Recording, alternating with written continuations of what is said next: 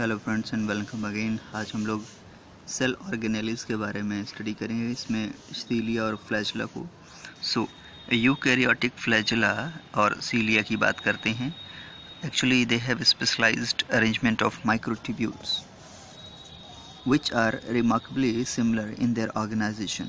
A flagellum possesses a central bundle of microtubules called the axoneme, in which 9 outer doublet microtubules surrounded a central pair of singlet microtubules 9+2 arrangement. Eukaryote में 9+2 होता है, prokaryote में 9+0 होता है.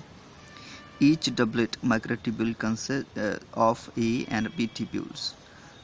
The A tubule is complete microtubule with 13 protofilaments, whereas the B tubule contain only 10 protofilaments. The junction between A and B tubule of one doublet is probably strengthened by the protein that is टेक्टीन. टेक्टीन से इसको tight किया जाता है, और ये टेक्टीन क्या है? Alpha helical protein है, जो कि बहुत ही हाईली अल्फा हेलिकल होता है, which is similar in structure to intermediate filament proteins. The bundle of microtubule comprising the axoneme is surrounded by the plasma membrane. ये plasma membrane से bound होते हैं. At its point of attachment to the cell, the axoneme connects with basal body, जिसे kinetosome कहा जाता है. Like centrioles, the basal bodies are cylindrical structures which contain 9 triplet microtubules. Each triplet contains one complete 13 protofilament microtubules. The A tubule fused to the incomplete B tubule, which in turn is fused to the incomplete C tubule. The A and B tubules of the basal bodies continue into the axonemal shaft, whereas the C tubule terminates with the transition zone between basal body and the shaft. Now, within the axoneme, the 2 central singlet and 9 outer doublet microtubules are continuous with the entire length of the structure, permanently attached to the A tubule of each doublet. Microtubule is an inner and outer row of dynein arms. Dynein, which arm? It is dynein arm. These dynein reaches to the B tubule of the neighboring doublet. Neighboring doublet के पास पहुंचता है ये dynein arm.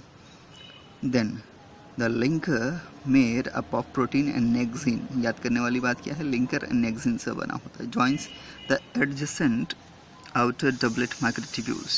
A second linker, which is known as radial spokes, which radiate from the central singlets to each A tubule of outer doublet, form the third linkage system.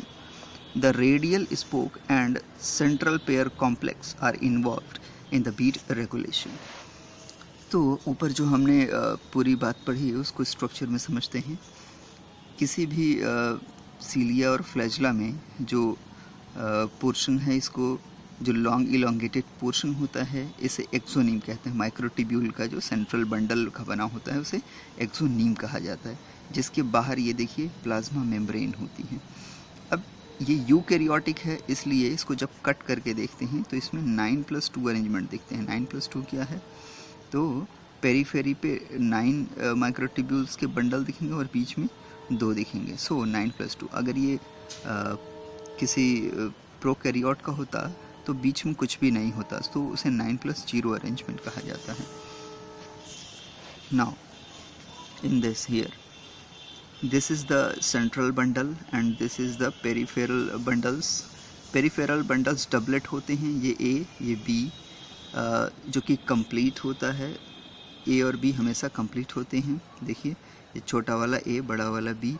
A वाला complete होता है, इसमें 13 micro प्रोटोट्यूब्यूल्स होते हैं. इसमें 13, जैसा कि अभी हमने पीछे डिस्कशन में पढ़ा था. Actually it is complete with 13 प्रोटोफिलामेंट्स.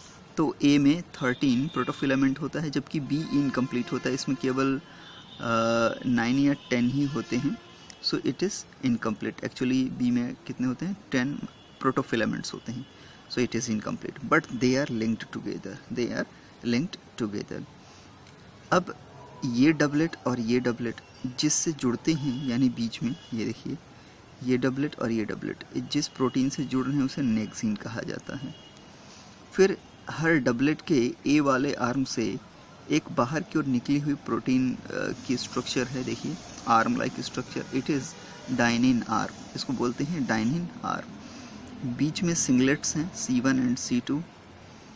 इन ये जो सिंगलेट्स हैं इनसे हर एक डबलेट जुड़ा है, इसके ए आर्म से एक बाहर आउटग्रोथ निकलती है जो रेडियल स्पोक कहलाती है।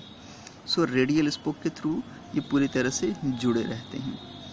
सबसे बाहर की ओर ये प्लाज्मा मेम्ब्रेन होती है। बीच में 2 हैं और किनारे पे 9 हैं, देखिए 1 2 3 4 5 6 7 8 9।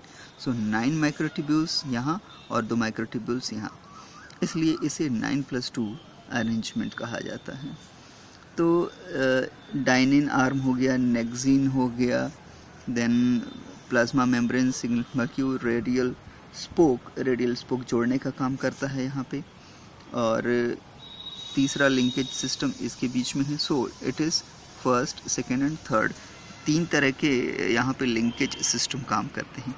एक्चुअली इनकी जो मूवमेंट है फ्लैजेला या सीलिया की, तो ये जो प्रोटीन्स हैं, इन प्रोटीन्स का जो अरेंजमेंट है इसके अकॉर्डिंग स्लाइडिंग फिलामेंट वाला सिस्टम यहाँ पे लग जाता है। और इनकम्प्लीट अगर टोटल की बात करें तो ये पावर स्ट्रोक्स क्रिएट करते हैं, तो चाहे फ्लैजेला हो या चाहे सीलिया हो, दोनों इसी तरह से वर्क करते हैं। सीलिया की बात करते हैं। सीलिया में अगर नंबर की बात करें तो बहुत सारे होते हैं, सेल के सरफेस पे होते हैं, साइज़ बहुत छोटी होती है, 5 to 10 माइक्रोमीटर लॉन्ग होती है, माइक्रोन लॉन्ग होती है। देन बीटिंग पैटर्न जो होता है पावर स्ट्रोक और रिकवरी स्ट्रोक के थ्रू होता है। फंक्शन की बात करें सीलिया की तो लोकोमोशन भी करता है और अदर फंक्शंस भी करता है, जैसे प्रोकैरियोट्स में कई बार ये सेक्स पिलाई की तरह भी वर्क करता है। For example the ciliated lining of the trachea sweeps mucus, जब ट्रेकिया में होता है तो म्यूकस को स्वीप करता है, containing trapped debris of the lungs. जबकि वुमेन के रिप्रोडक्टिव ट्रैक्ट में अगर होता है तो cilia lining the oviducts help move an egg toward the uterus की ओर ढकेलता है। अब फ्लैजेला की बात करते हैं। बहुत कम होते हैं, 1 होते हैं या बहुत कम होते हैं, यूजुअली 1 से 4 पर सेल होते हैं। साइज़ थोड़ा लंबा होता है, बिल्कुल इससे लंबा होगा, 150 माइक्रोन लॉन्ग होता है। बीटिंग पैटर्न की बात करें तो वेव लाइक मोशन करता है, इंडिपेंडेंटली बीट होता है, और सभी जितने फ्लैजेला हैं वो इंडिपेंडेंट तरीके से बीट करते हैं। फंक्शन की बात करते हैं तो ये लोकोमोशन करता है, अदर फंक्शंस में ये बिल्कुल भी इन्वॉल्व नहीं होता है। So this is all about the cilia and flagella. Thank you.